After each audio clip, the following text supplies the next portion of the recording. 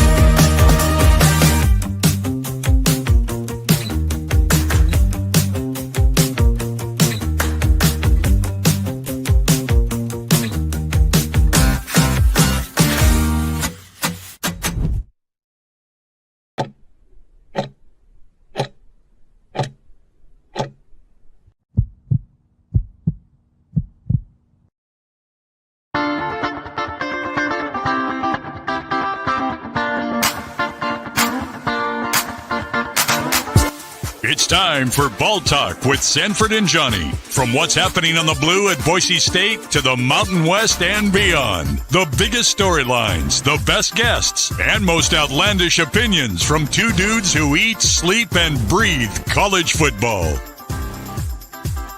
All Bronco Nation news broadcasts come from the Western Collective studios. Head down to Western Collective's locations in Garden City or downtown Boise to try some of their delicious beers, including the Horseshoe Golden Ale, the first beer to support an NIL collective. You can also pick up any of Western Collective's beers or vodka seltzers at most major retailers in Idaho.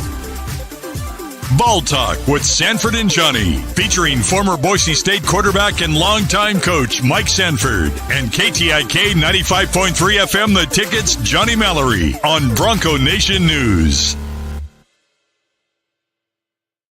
To episode 9, another quirky game day edition of Ball Talk right here on Bronco Nation News. Hit the like, please subscribe, give BJ all that love. I'm John Mallory, your host for another edition. With me, I think he's broadcasting from Las Vegas, fanboy McGillicuddy over there, all dressed and up and ready to go to watch his Broncos play Nevada on the blue tonight, 6 p.m.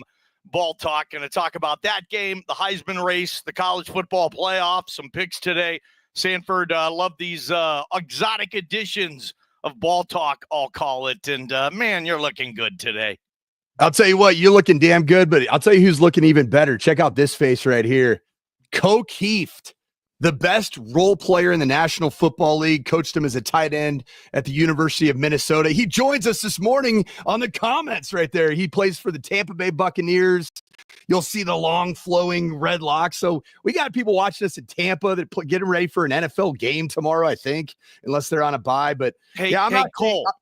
Hey, Cole, last 2 weeks, I've been a Cade Otton owner in fantasy, and I hope that continues this week. So tell your boy, man, your Mike Sanford's buddy needs Cade Otton in that end zone. That's such a tight end mug too. Like, you could show me that picture and say, hey, Ballgame, what position does this guy play? I would immediately say tight end on that. I love that the tight end has this new type of personality, fun position. I know you love the tight ends, but you love game day even better. Boise State, sure Nevada on the blue. What's going through your head on a game day, coach, player, coach? Draw back on some of those deals you've had. And I bet it's I'd love to spend a game day inside a coach's head.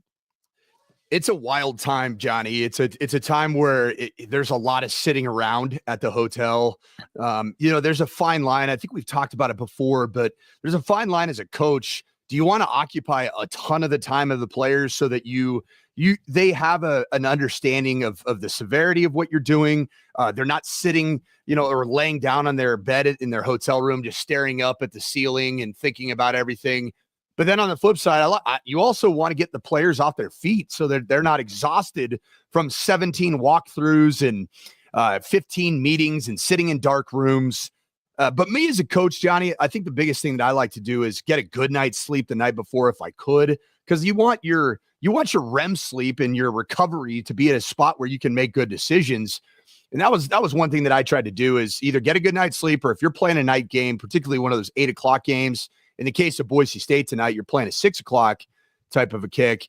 You just want to be able to get a good solid, either a 20-minute nap or a 90-minute nap. Anything either beyond 90 minutes or between 20 and 90, man, you wake up groggy or a little grumpy. Yeah. So there's a lot of things that you want to do from a preparation standpoint. I always wanted to hydrate as a player, obviously, even though I didn't play very much. But as a coach too, you don't want to be all caffeinated up and your brain's not functioning at a good level. So there's just there can be a lot of nervous energy. That's the best way to say it. There's nervous energy. I guess the one question, Coach, would be like night, morning. What's your ideal kickoff for a game that you have to win? And you got to win them all. I get that, but as now a Colorado native and also currently in the city of Las Vegas visiting my mom and dad, I got the whole family with me that watched a 31-0 thumping for my dad's Faith Lutheran Crusaders in round 2 of the playoffs. Just one more win, and they're in the state championship game up north in Reno, of all places. They'll be playing. They're not actually playing at UNR because that team has a call it Nevada. What's that? Just call it Nevada. They don't like being referred to as UNR anymore, Coach. Let's move forward. Just refer to them as Nevada. Thanks, man. Yeah, I'll just call them Reno or UNR. Or the University of Nevada at Reno, because they are who they are. They're exactly. You guys never stop with that. I love it. I mean, yeah, and I'm a little bit of a double whammy, which we'll get into a little bit later. I did coach at UNLV. That was the rivalry game for the Fremont Cannon. So there's a little extra juice flowing through my veins in terms of the hatred that I have for that program. But neither here nor there, Johnny. I think the thing that I tried to do, I preferred morning games. I loved coaching the Big Ten Conference. We had those 10 a.m. West Coast or mountain time kicks that are, what are they, noon kicks? Man, it's as a resident of Colorado and currently in Las Vegas, you would understand this term, because I loved as a coach or as a player to just wake and bake, baby. Yes, I've heard of that term. And yeah, it was the way to do it, man. You don't have to sit around and, kind of be a little fidgety all day. You kind of feel like an addict that needs their fix of football. You just got it off the bat, man. It reminds me, and I think the viewers will be able to relate, the games you're describing. Nothing like waking up in the morning to Wisconsin at Purdue at 9 a.m. Pacific with Beth Mowens on the call, baby. Oh, I love Beth Mowens. You lived in that time slot with Minnesota and PJ Fleck. But yeah, I that would make sense. Get up, get at them. Don't let them sit in their hotel room for 4 extra hours, just laying there on their phones, talking to, their Uncle Steve, who's saying, don't forget what I told you about the pass defense. Like everybody who's in their ear, you just want these guys to get up and go. Absolutely. Just real quick thoughts before we get into a bunch of stuff today on Ball Talk. Boise State, Nevada tonight. The Broncos, last I looked, favored by 24 points in this thing. I think the over-under is in the low 60s. Where are you in regards there, Coach? How you handicapping? How do you see this game's going to go? How do you see this game going tonight? Jeff Choate, who's made certainly some headlines in Boise and even in Fort Collins in the state of Colorado over the course of the last, week, and even going back to Mountain West Media Days. You can say what you want about Jeff Choate. You can shame him. You can call him Jeff Choate. The guy's a hell of a football coach. He's a great dude. If you've been around Boise State's program, you understand. Not that, I'm not going to sit there and say that he is, that he's going to go out and coach a winning effort.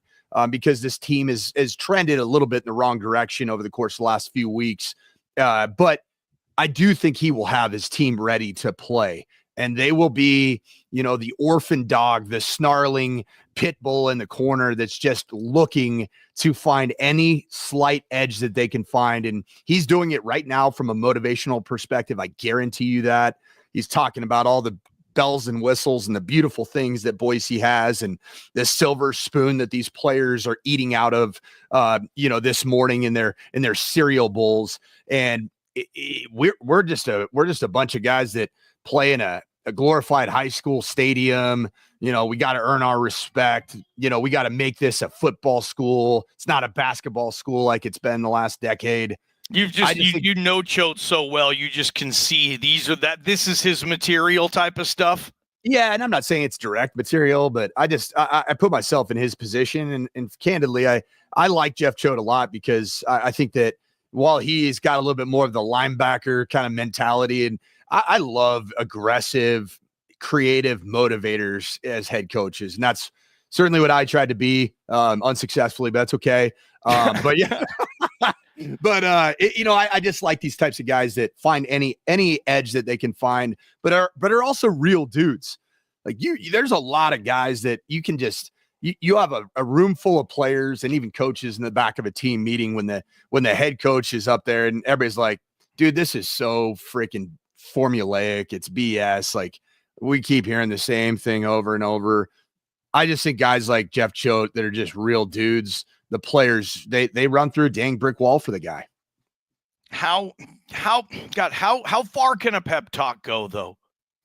Well, it's not a pep talk, Johnny. It's how you do your business since he arrived on campus. It's not just. I mean, think about this. This Nevada team, which was picked dead last, second to last in the Mountain West Conference preseason, the opening game of the season. Yep. The opening game of the season, they play SMU, who, by the way, is 13th right now in the college football playoffs and sitting at 7-1. They should have won that football game. They outplayed SMU. They out-physicaled SMU. Like, I get it that they've had injuries. The game that they lost, it was 2 weeks ago. I believe it was Oregon State. Who did they lose to 2 weeks ago? No, they beat Oregon State. No, they beat Oregon State, and then they followed it up with a really bad performance. And that was lost to CSU.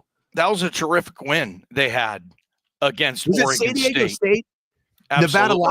Nevada lost to San Diego State. Okay. I believe that's the game. I'm not certain. It wasn't Wyoming like a really bad loss. I don't have Nevada's schedule in front of me. If someone wants to throw that in the comments, it'd be much appreciated. It was just 2 games on ago. the fly. But yeah, but it was a disappointing for me. It was a game for me where I looked at it. I was like, that doesn't add up, man. Not the way this team's been playing. And so I looked into it a little. I did a deeper dive. Quarterback Brendan Lewis, who I coached at Colorado. He was our starting quarterback in the opener. He's a tremendous athlete. He was out that game. He was hurt. He was injured. They had a crazy list of guys that missed that particular game. And then last week against CSU was their game back. If you take away whatever that game was 2 weeks ago, this has been a highly competitive football team. And I think sometimes the odds makers, they set the lines based off of maybe the last 2 weeks. And you look at the first half against CSU, and it was terrible. It was embarrassing. What happened on that kickoff return play for Nevada, where CSU ends up scoring a touchdown? It was just one of those. This team has been a very competitive football team and has had, I think, 2 outlier performances due to injury, due to being an immature football team. And that game 2 weeks ago that I was referring to was against Hawaii. They got beat 34-13 on the Rock. And I think that was rock bottom this season. Although, dude, let's be honest, Hawaii's kind of shown up to be a pretty damn good football team. And it's strangely on the defensive side of the ball, man. They're not exactly like the scoreboard up Hawaii of the early 2000s, but they'll fight you, man. They will get, hey, come in the phone booth. Let's get into a fist fight. That's the kind of team Hawaii is. So back to this game, I don't believe that this is the game that you should show up to. And I know this is a bit of a coach's perspective, but I wouldn't expect Boise State to just have it easy from the opening whistle. It's not going to be one of those games because this Nevada team is going to be prepared and it's going to have a chip on its shoulder. but they've also proven over the course of the year that they can take good teams to 4 quarters of football. They did it against Fresno State. That game was 24-21. They beat Oregon State. They took a San Jose State team that has been up and down, but has been competitive this year, 35-31. And then Georgia Southern, the same Georgia Southern team that took Boise State deep into the 4th quarter, they held that Georgia Southern team to 20 points and lost 20-17. And then we also talked about that they won the game at Troy and they took SMU. Nevada was a 29-24 game, the number 13 team, just behind Boise State in the CFP rankings. Yeah, so this is going to be one of those games where the dogs of Boise State, the players of Boise State are way better than the players of Nevada. Way better. It's not even close. But this team's going to be a tough, uncomfortable game for at least the first quarter and a half. That's my prediction.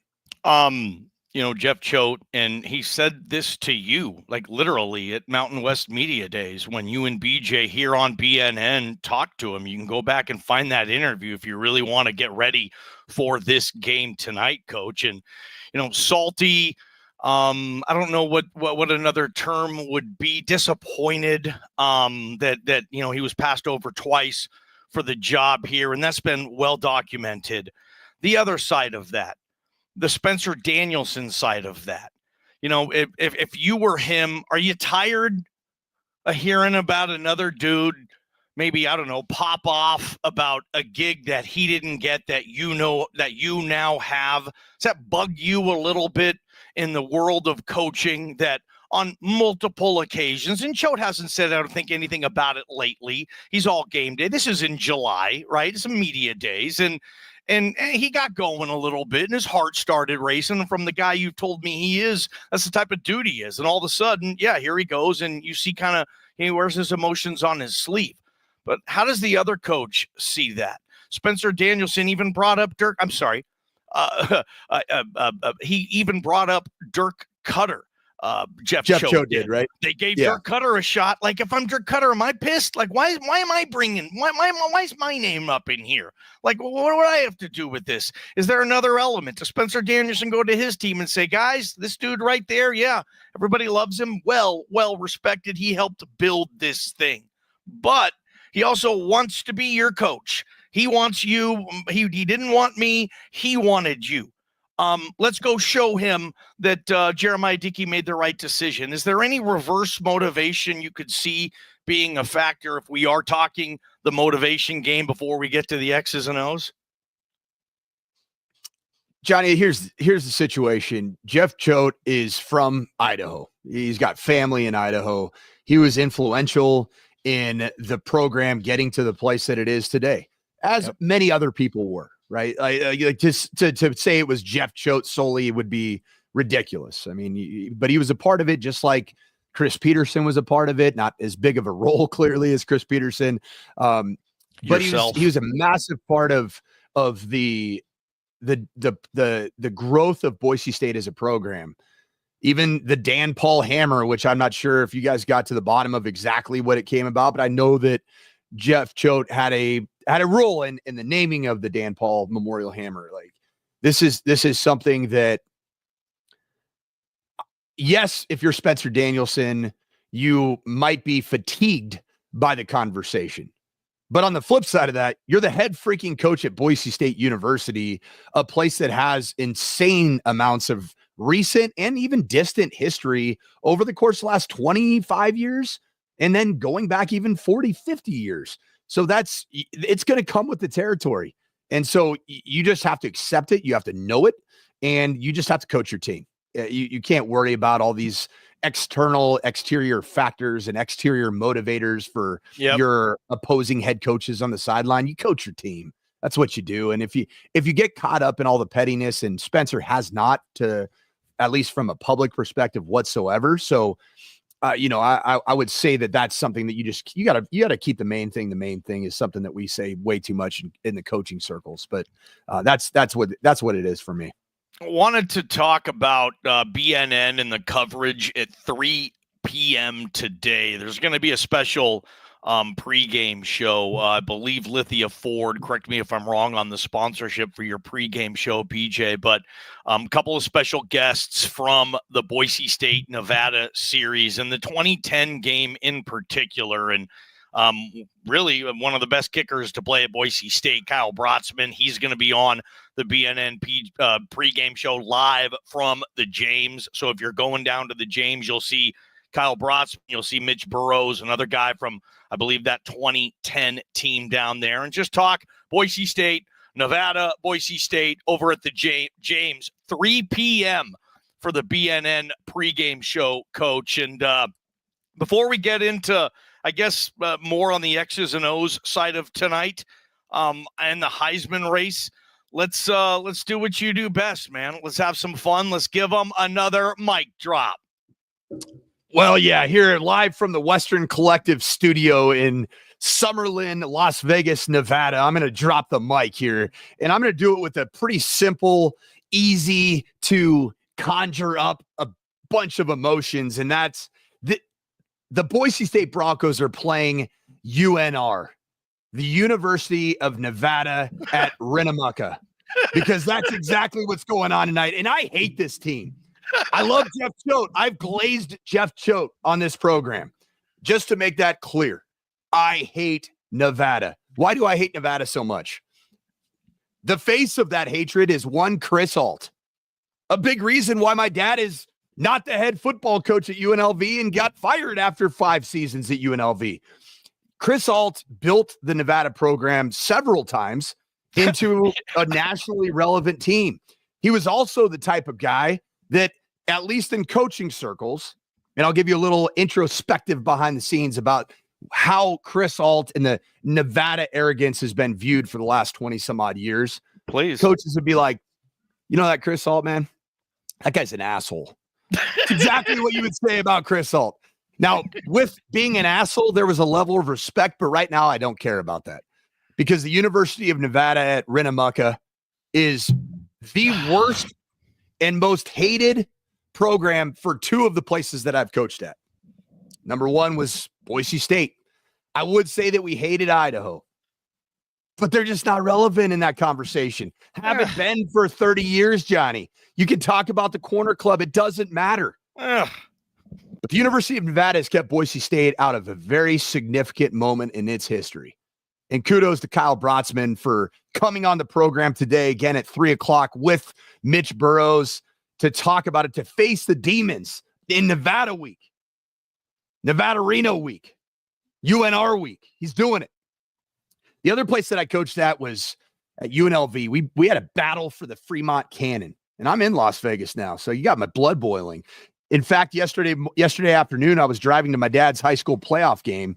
I'm driving, I'm looking up, and I see the Nevada Reno license plate. Like the actual state of Nevada.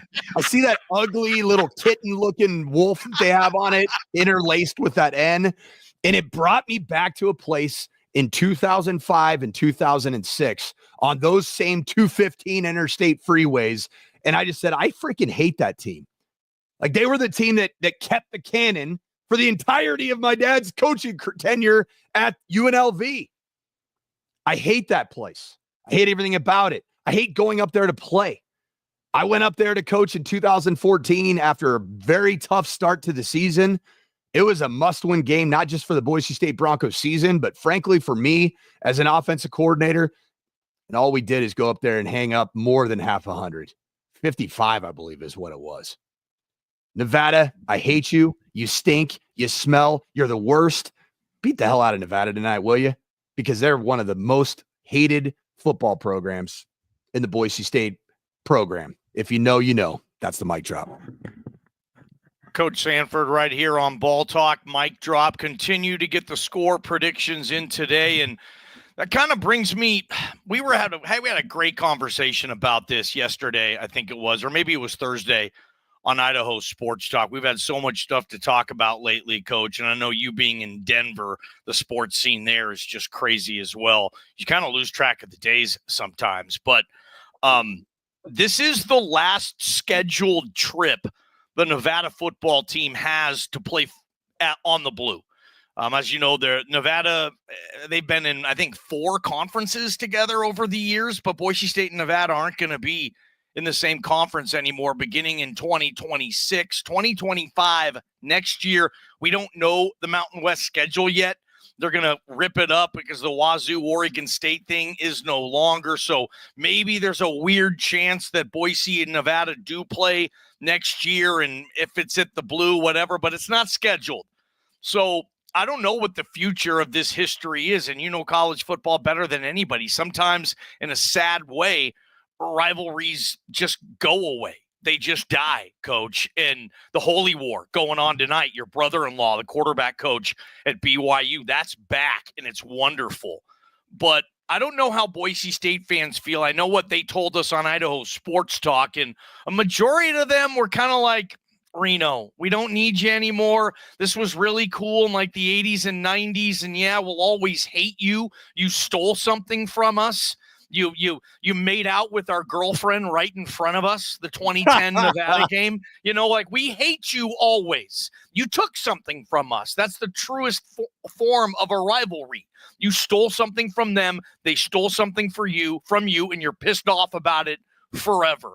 But the future of this rivalry, the direction these programs are going, we've talked a lot about that. Would you have a problem, I guess, is fanboy McGillicuddy over there with your gear on? Are you okay if this rivalry goes away, or it turns into, yeah, Nevada will come to the Blue every 8 years for a non-con game, but you're freaking crazy if you think Boise State's ever making another trip to Mackey Stadium?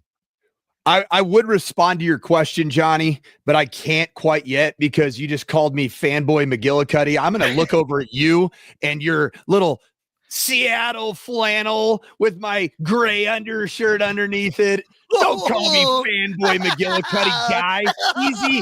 Easy on the fanboy guy. All right. Yeah, you know what? Here's the way I look at it with the Nevada versus Boise State rivalry coming to a close, at least in the near future. Yeah, that's going to be used motivationally from Jeff Choate and in that locker room with his Nevada team. Like, these guys don't think that you're even worthy of playing against them for years to come. They think that you're the next Idaho that's just going to be left in just sheer mediocrity and anonymity. And that's going to be utilized in the motivation for this game. Now, does that play a role in the outcome of the game? I don't think so. But will it make it a bit more of a tightly contested ball game? Yeah, I do. But, you know, the one thing that we've learned about conference realignment, and you brought up the Holy War, BYU and Utah. When I was coaching at UNLV with my dad, they were both in the conference, 2005, 2006, BYU, Utah, TCU. It was a hell of a conference, man. I mean, some of those teams have made significant national noise over the last 10, 15 years. They all broke up. BYU was left without a conference. Utah joins the Pac-12, leaves BYU back home in Utah to be somewhat irrelevant until 2020. It all comes around. And that's exactly what happened even in the Holy War, is that now you do have BYU and Utah in the same conference. So I don't think that Boise State and Nevada, say 10, 15, 20 years from now, won't be playing in the same conference, or at least playing against each other. There's going to be more conference realignment. So yeah, that's what I would say to that. I mean, in the next 2-3 years, is Boise State going to play Nevada? Most likely not. Does Nevada as a program, does UNR as a program have enough going for it where it could be an appetizing choice for a conference like the Pac-12 at some point in time? Yes. You are near the San Francisco Bay Area. You're right next to the Tahoe. Reno as a town is big enough. It's not a small, tiny college town like Moscow, Idaho. So Moscow. It's Moscow. Yeah. Yeah. Vladimir lives there. But anyway, so hey man, you signed up to be on He's got jokes today. Yes. Game day edition of Ball Talk Season 2, Episode 9. Johnny, do you look over your left shoulder on the screen right now? It says BNN. Do you know what the B stands for? Yeah, I do. Yeah, Bronco. You signed up for this, guy. You signed up for I'm this. working right now, man. It beats the hell out of working at Bed Bath & Beyond. I'll tell you that on a Saturday morning. You kidding me? These Saturday mornings at the Bed Bath & Beyond, these were tough. If you're gonna be Sammy sensitive over here about the little jabs that I keep throwing towards your Idaho Vandals, you got to just look up left and say, you know what? I talk about the Boise State Broncos for a living. So here I am, baby. Here I am. Fanboy. That is a good one. Bringing all the heat for you, Johnny. That is a good one. You're right. Hey, Heisman race. Put what Ashton Jeanty needs to do tonight in your Heisman crock pot to be, I don't know, either in the mix or hell, be the clubhouse leader after this week. This is a bit of a must go off game for Ashton Jeanty from a national Heisman perspective. The steam on it, not from a Boise State fan perspective, not from an alum of Boise State that played football there, that's just planting my flag in Denver, Colorado, a fairly large market, saying that Ashton Jeanty should be the Heisman Trophy winner. Right now, it's met with so much resistance when you travel outside of Boise, Idaho, or outside of the fan base. It is met with some resistance. Who are they playing? Yep. His stats the last couple of weeks haven't been Heisman worthy. If this running back from Georgia or this running back from Penn State was playing in the Mountain West Conference, they'd have 250, which we all know is BS, but it doesn't matter. Nobody cares that he's seeing a 9-man box. Nobody freaking cares. So you know what? If you want to win the Heisman Trophy, go off tonight. Go off. Have 2 bills. Have 3 touchies. You got to do it. And you can't just sit there and play Perry Mason and be the defense attorney for Ashton Jeanty, because the nation doesn't freaking care. So no matter what you tweet, it's not going to change it. The only thing that can change it is if he absolutely goes off. And I think this is a 5-man Heisman race, which makes it so fun. And Ashton Jeanty is still very, very involved in that Heisman Trophy race. Number 1 right now in my book is Ashton Jeanty. Number 2 in my book is Travis Hunter. Number 3 in my book right now is Cam Ward. Number 4 in my book is Dylan Gabriel, because he's the quarterback of the number 1 team in the country. And that's about it, in my opinion. There hasn't been any true Heisman moments. The stat line is good, but it's not like, whoa, what's this guy doing? Look at his highlights. The guy that I think with a big game today, Fox big noon kickoff, showing up to Lubbock, Texas, that could emerge in this Heisman race is Shedeur Sanders. His numbers and certainly the moments that he's had, even this year, would speak to a Heisman candidacy. And if he has one of those moments in the 4th quarter against Texas Tech, a team that is 6-3, he emerges back in this Heisman race.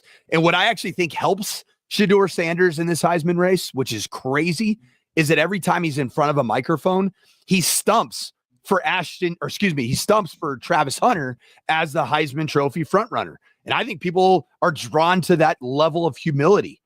I think that going into the season, he wanted Travis Hunter to win the Heisman, and he wanted to be quarterback 1 selected in the draft. And I think sometimes when you are quarterback 1 selected in the draft and you're a part of a team that's trending arrow up towards a potential college football playoff, if it gets some help in the Big 12, which it did last week, it got help from Kansas State losing. It got help from Iowa State losing to these same Texas Tech Red Raiders. I think Shedeur Sanders, he emerges in maybe the top 3 of the discussion. So you've got people nipping at your heels. And Johnny, I know that you and Prater talk about it on KTIK ad nauseum, and 99% of your listenership thinks that this is Ashton Jeanty's Heisman to win. You can have that opinion. I have that opinion. But the problem is that there's an entire nation that looks at the asterisk that is by Ashton Jeanty with the level of competition that these last several weeks are going to present. Can Ashton Jeanty, can he control that? No. But can he go out and go off? Yes. Does the 9-man box conversation hold any weight with voters of the Heisman Trophy? Hell no. So stop making that argument. Nobody cares. Nobody cares. I'll say this with Jeanty, and I think it's going to be one of those games where there's 2 or 3 highlights that have taken over college football social media. He's too good for it to be, 2-3 games kind of without a pop. No turf monsters tonight. The arm, I don't know where it is, how it's going to be taped up. I can't wait to get down there and see him warm up and see where the arm is, because that has been a thing.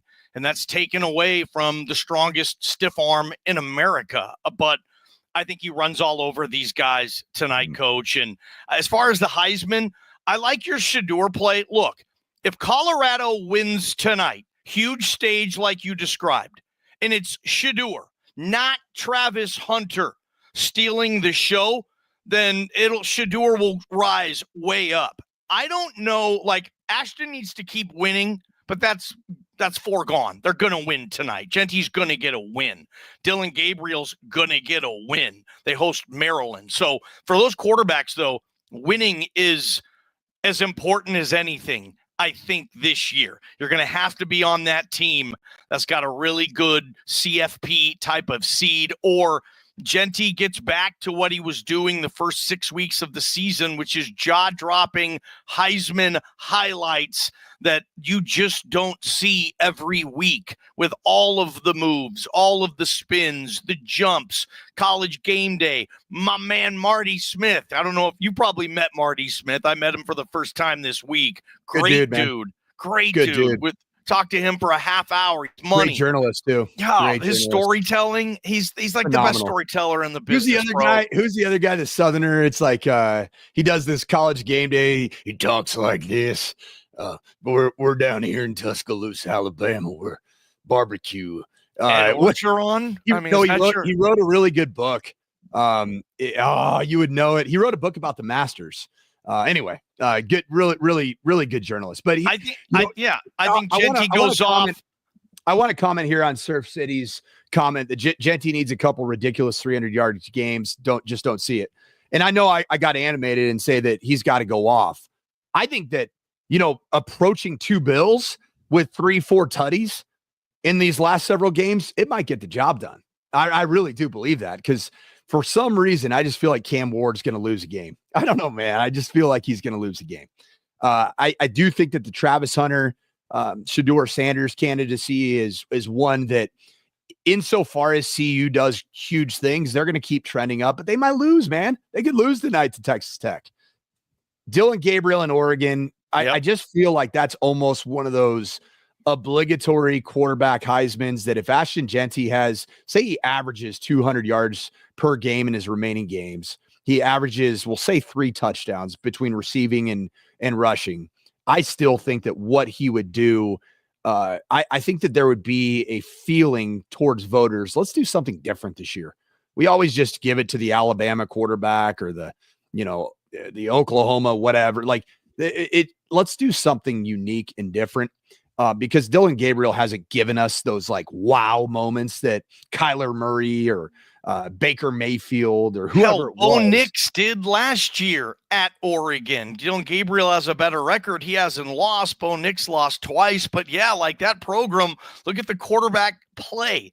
It's, they're still great, but it's worse than it was last year. But I think about it from this standpoint. If you're Spencer Danielson, you're Dirk Cutter, and you're making decisions, there's 3 things at play every time you cross the 50-yard line. All right, think about this. 8 field goals remaining for the all-time field goal record for your kicker, Jonah Dalmas. I think that's it. Like 7, 8, 9, 10, somewhere in there, right? And you have X amount of games remaining. So that's a component of do you kick the field goal on 3rd down and 5 when you're 4th down, hopefully not 3rd down and 5, on 4th down and 5 when you're on your 28-yard line. Do you kick the field goal or do you go for it? And you have to make the decision thinking, well, if I go for it and we get it, then Ashton Jeanty, which is option number 2, he could get the touchdown on this drive, which would help his Heisman candidacy. And then really the most important, which is option number 3, is take away award chasing for Jonah Dalmas and record chasing, between Jonah Dalmas and Barry Sanders Jr. and Ashton Jeanty. What's the best thing for our team to keep winning games so that we can go to the college football playoffs? Yeah, that's number 1. That's going on in real time as a play caller, as a decision maker at the head coaching position. you're thinking about each and every call, each and every decision that you make. Really, all three of those things might be at odds with one another in certain situations in every remaining game, which is really fascinating to think about. This is why we do ball talk. I want you to address Devo here, and this is what I hear from the Twitter crowd, the armchair coordinator, and we all are. I know you're an actual one, but we're all armchair coordinators. And the fact that Dirk Cutter just won't let Ashton Jeanty run sweeps. We asked Dirk Cutter about this, and he described the cage effect in the defense. Look, guys, we've seen what Ashton Jeanty, this is me, not Dirk. We've seen what Ashton Jeanty does if you don't set the edge. It doesn't matter how long you have to go. He is going to house it.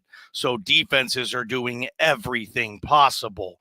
They're giving up the pass defense to set the edge on this kid. So it's not there all the time. That's my interpretation of what Coach Cutter said. It's not just because he doesn't like sweeps or he's forgetting about it. Dude, it's not there. The shortest distance between 2 points is a straight line. I want you to talk about that from a football's perspective.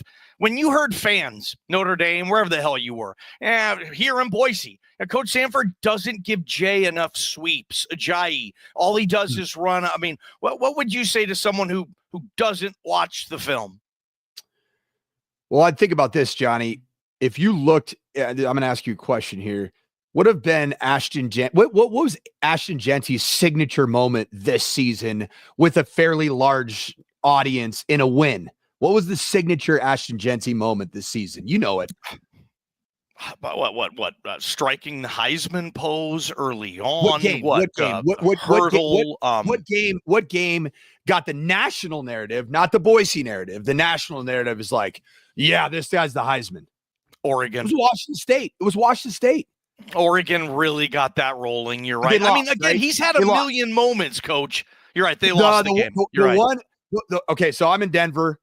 I talk about Ashton Jeanty every single week on radio. The one time where everybody on the station, the morning show, the midday show, the afternoon show, was talking about Ashton Jeanty was when they had a chance to watch him against Washington State. What did Washington State do a fireable job of on the defensive side of the football? Setting an edge. I said it on Ball Talk that week. They were horrible setting edges, man. Like they were playing with like a 4 technique, which lines up head over a tackle. And then the nickel was playing outside of number 2. I'm like, this is coaching malpractice. Like, this is as bad as it gets. Well, guess what that does for the remaining teams? That they get that film. They see the film. They're like, oh, if we want to be the team that gives Ashton Jeanty the signature Heisman moment with 325 yards rushing and 6 touchdowns, then we're going to go with the Washington State plan. So guess what? The film's out there. Just like the film can get out there for how to beat a certain team, there's also film that's like, this is exactly how not to defend this guy. And in the case of Washington State, they put the film out there. And everybody else is like, dude, no matter what we do, we are going to account for the edges. We are going to account for the edges. Yep. And is it that hard to do? Do you even have to commit 9 to the box to do that? Hell no, you don't. You just have to be cognizant with your outside linebackers and or nickels and or, boundary corner, boundary safety. If you do get a Y and a wing into a short side of the field, you just have to funnel the football back inside. And if you don't do that, he's going to go off for at least 2 bills. And that's just that's the way it goes, man. So you as an OC, a play calling offensive coordinator, you didn't ever have instances where you're like, shit, I forgot to call a sweep. Maybe I should do that. Okay, well, what am I doing here? Okay, let's run the sweep. Hell no. You can see how a defense is defending you, and you can see. A lot of you say the word sweep, a lot of it's either there's 2 plays. There is fly sweep, which is typically, it's flipped to a receiver, Shane Williams Rhodes body type. That's a true fly sweep, which typically has some type of misdirection. You're blocking, zone to the left, and then you fly sweep it to the right to try to get the linebackers a fake read. There's also pin and pull, which is down block, and you pin, which is a down block, and then you pull, 2 or 3 pullers. A lot of people in the old school called that the buck sweep. That's Nice. a way you can get the ball in the perimeter. And then there's outside zone. With outside zone, you're blocking for a wider target. And the funny thing about outside zone is the intent is to circle the defense, get around the edge of the defense. But 75% of outside zone play calls end up being the Terrell Davis. Your 4 steps going outside the defense, and then you see a crease and you cut it inside the defense. So then all the fans, zone blocking, the fans at home are like, they ran inside again. They ran inside. Why won't they? Why don't they run a sweep?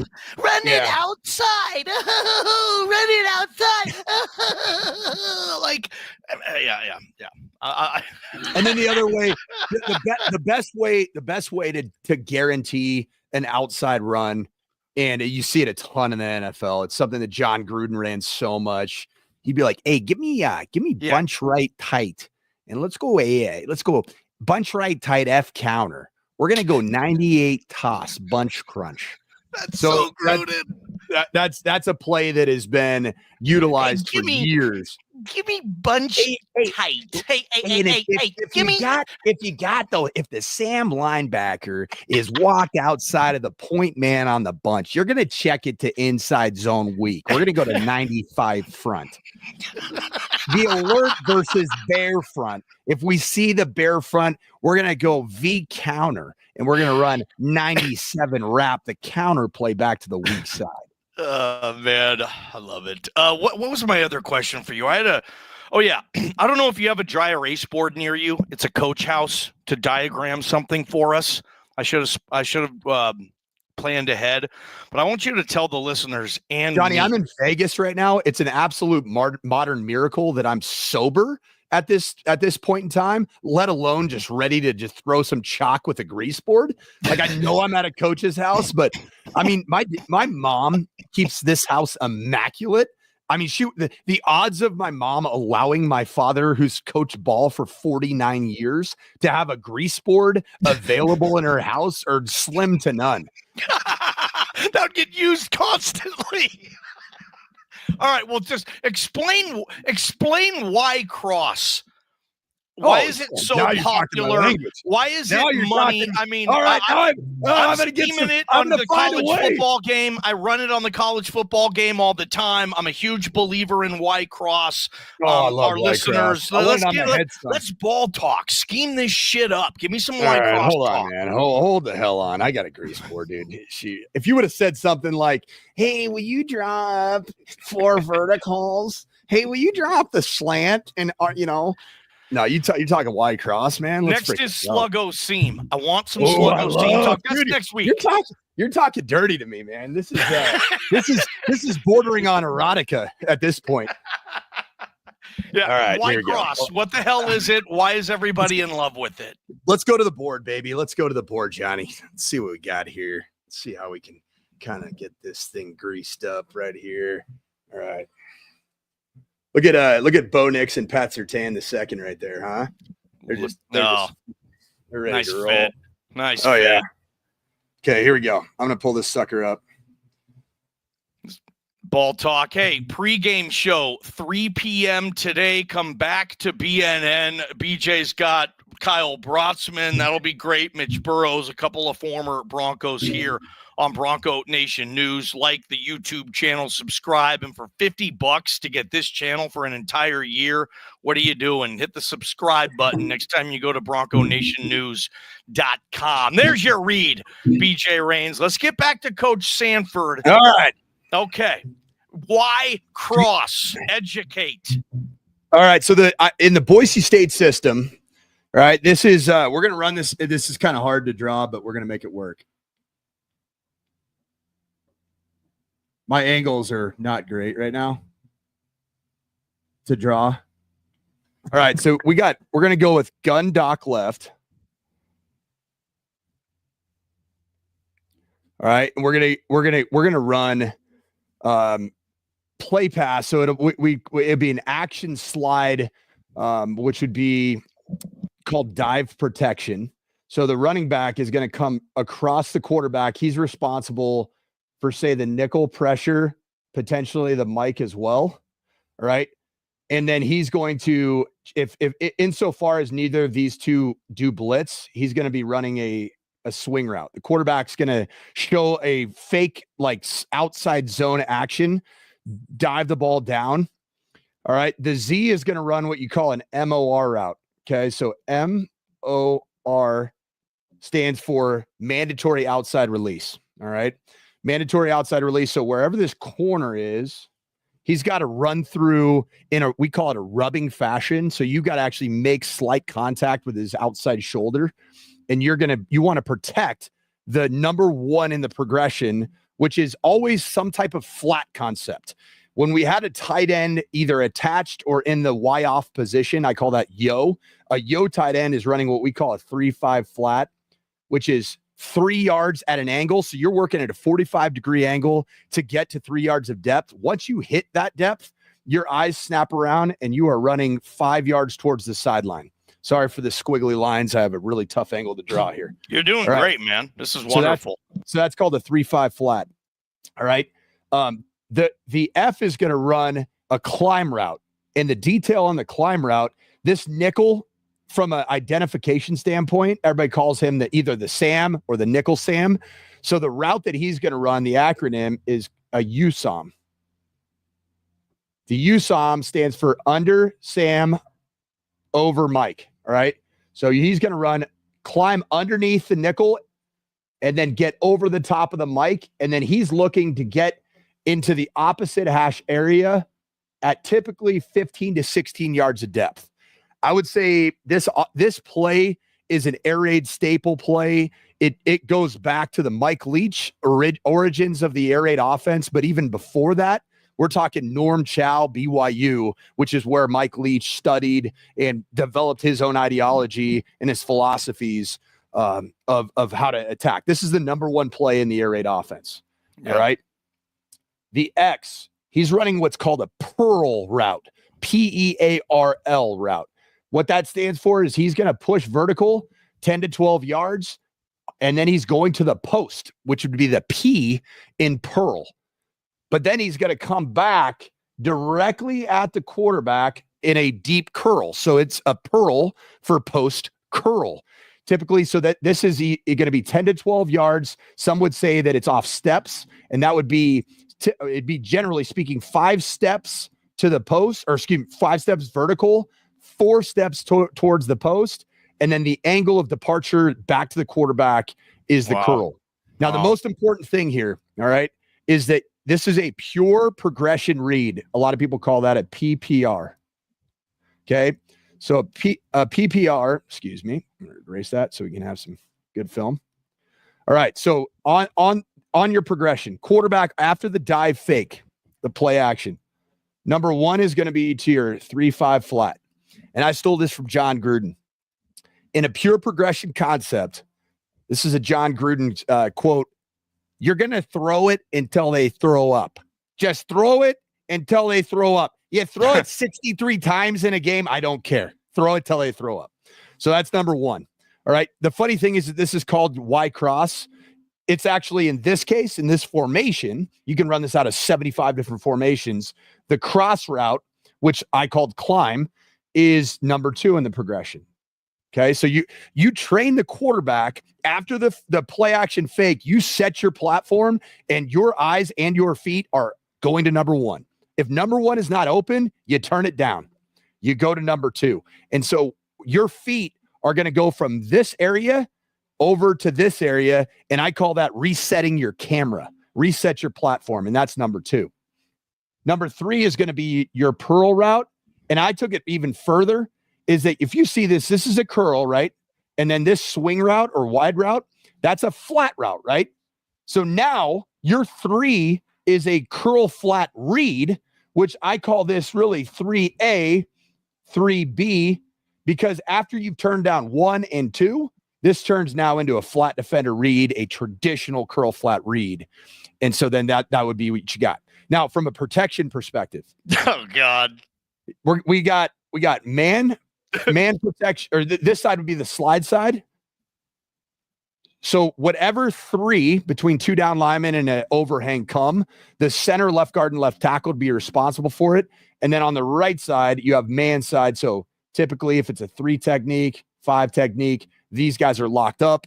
And so now the running back is dual reading Mike to nickel.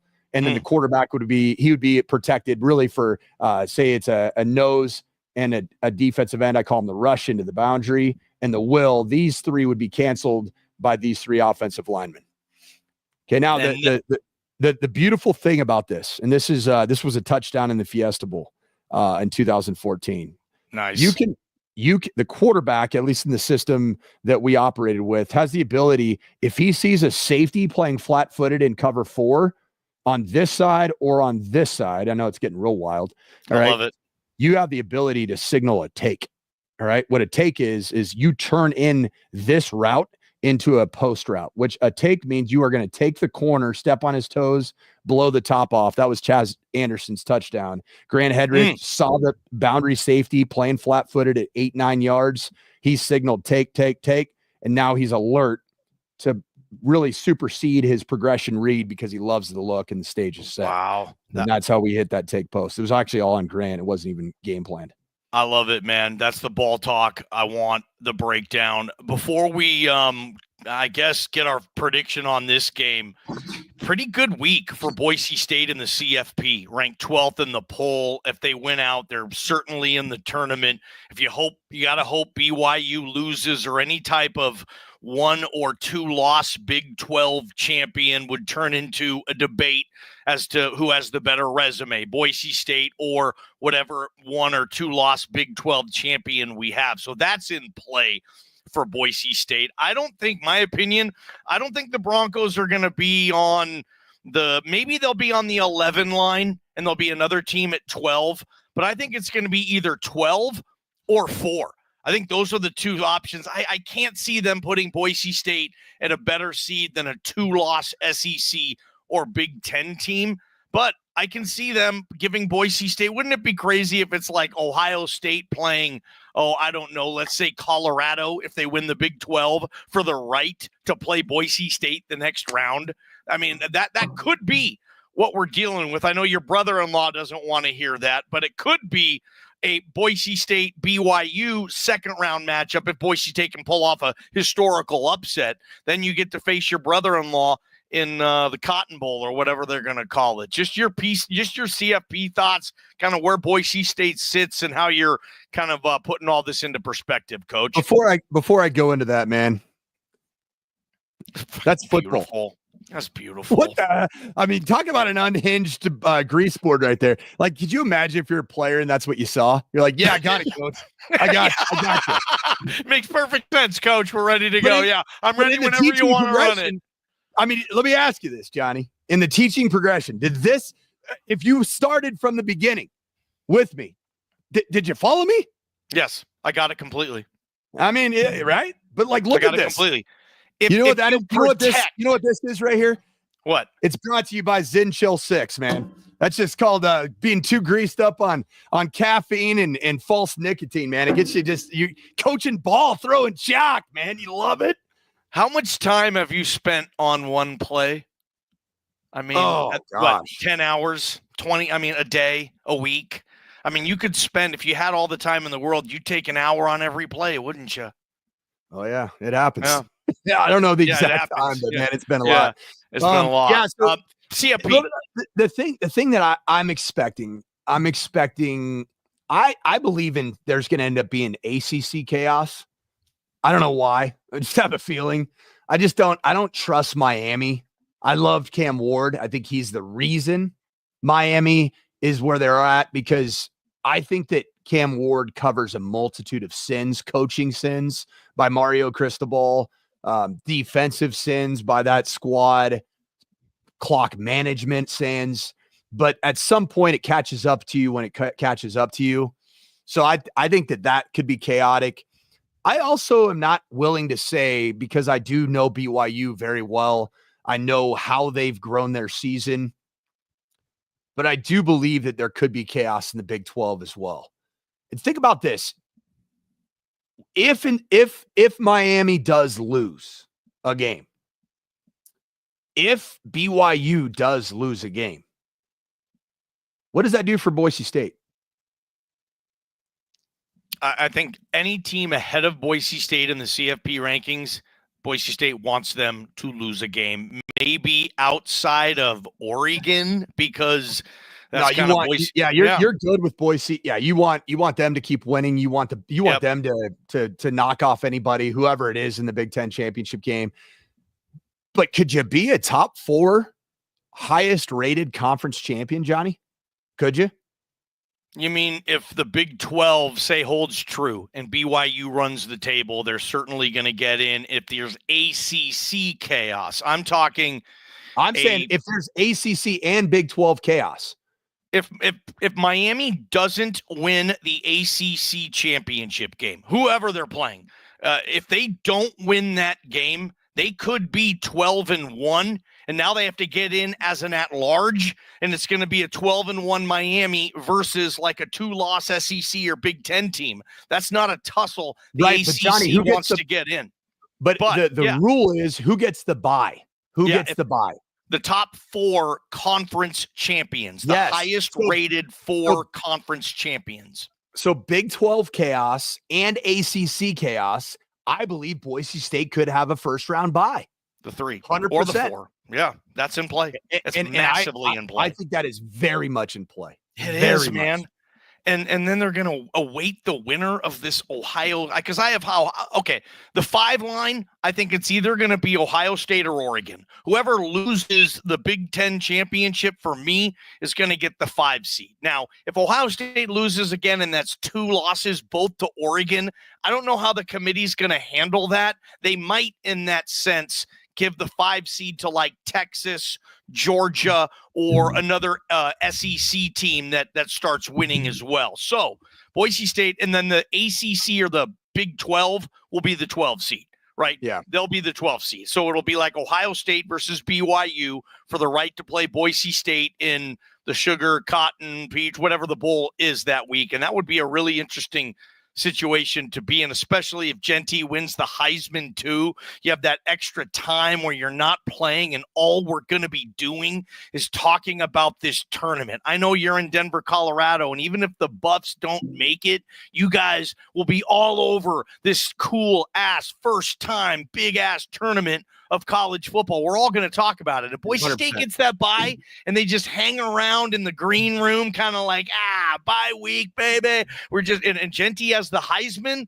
I mean, that's going to be a huge, huge deal for this program. If you're a coach and a recruiter and you're both and really good at both, I mean, how much can Boise State look to increase recruiting from this type of run and this type of season, right? I mean, if Boise State's calling you, you're not letting that go to voicemail, are you? Yeah, it's a little different now, Johnny. Because what we're talking about, you're already number 1 in Group of 5 in terms of prestige of your program, and you have been, Johnny. Like who's been a sexier program from a recruiting standpoint? Silly question, rhetorical question, coach. So then to beat the Power 5 elites for talent, you got to do 1 to 2 things. You got to outspend, because it comes down to the money. It comes down to the NIL. Or B, which has been the hallmark of Boise State's program for decades, you got to out-evaluate and out-develop.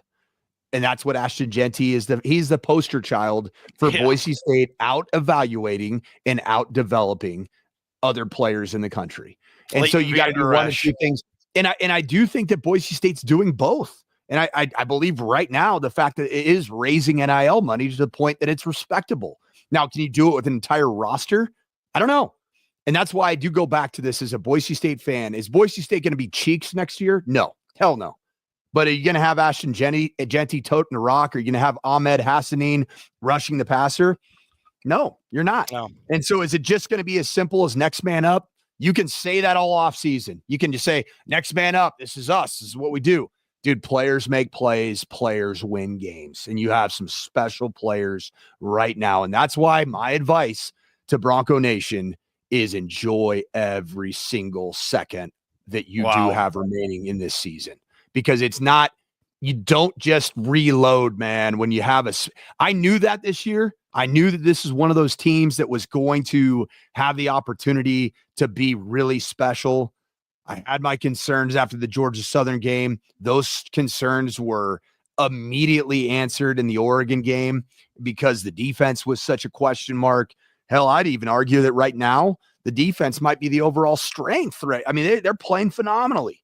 They pressure the passer and they stop the run. That's how you win. And they're getting turnovers, or at least they did last week. For BJ, we will see you in 25 seconds. Bronco Nation News is presented by RowPaint.com, Idaho Central Credit Union, Taco Bell, by Lithia Ford, The Blue and Orange Store, Western Collective, by Jackson's, Snake River Pool and Spa, Transportation Compliance Service, Bauscher Real Estate, Ridley's Family Markets, by Circa Las Vegas, Lean Feast, and by Timberstone Golf Course. And support the companies that support Bronco Nation News so we can keep doing fun videos like this. Man, Wednesday, our typical ball talk night. If you guys are watching this show for the first time, we do it Wednesdays at 8 p.m. Mountain Time. I don't know if basketball is going to get in the way of future ball talks. We'll coordinate that. Just follow all of us on social media, and we'll keep you up to speed. Final thoughts, Boise State, Nevada. The Broncos a 24-point favorite. I need that Sandman score prediction. Bring it. I like Boise State winning tonight, 37-20.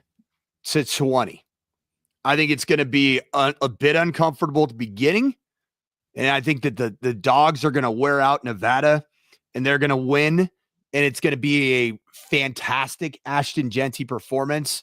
And it's going to be the middle to late of the second quarter, third quarter. And I think the best thing for Boise State right now is to see their Dogs play all four quarters. And that's what I think is going to happen tonight. I got Boise State in this one mega. Like Mike Sanford is holding a clipboard, logging, because you guys had clipboards back in your backup days. I'm sure you're holding the clipboard. I was signaling. And I was you're signaling logging. place. I didn't have I never held a clipboard. You can suck it, Johnny. Thank you. Dang it. You're okay. I will say this though. Name, and be honest with this. Be honest. You've seen every quarterback. You've seen every signal. Name one quarterback who does better hand signals than Mike Sanford. I know you're real proud about your signals. BJ Rohde. BJ Rohde was absolutely elite. He was what makes a good fake signal elite caller? Like how does BJ Rohde fake signals so well or call signals so well? Well, he was actually the brains of a majority of the Boise State signal system. I don't know what's being used now, but he came up with a lot of the signals when a new concept was presented to the offense. And to say that myself, BJ, we'll even throw Jared Zabransky in his younger days, to say that we were unhinged and slightly, I would say not exactly suited for TV or work in our signaling game, was what made our signal system so beautiful. It's the best on planet Earth. I mean, I took some of the concepts of our signals to other programs, and we were told by said programs that we have to change signals because of the TV exposure and some of the signals that we were doing. They're like, this is what you guys are doing at Boise State. You can't do that ish here, coach. Nah, man, you can't. Yep.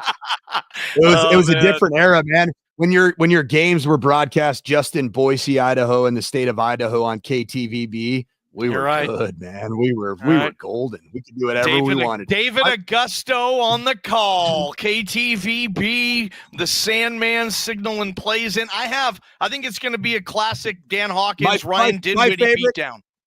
My favorite was the wide dump signal. I'll give that to you real quick. And this is just for the concept. Wide dump.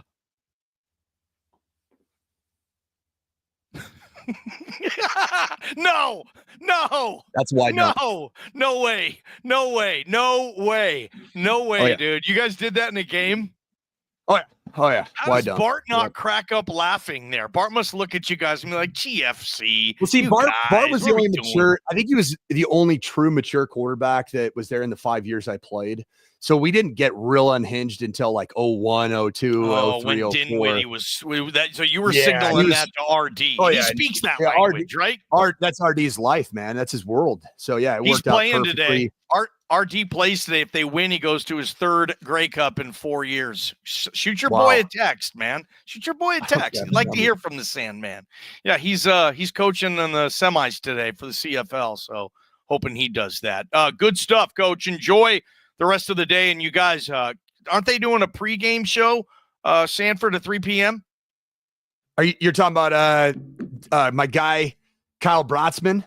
I am. Burrows. Yeah. So yeah, aren't they going to be there?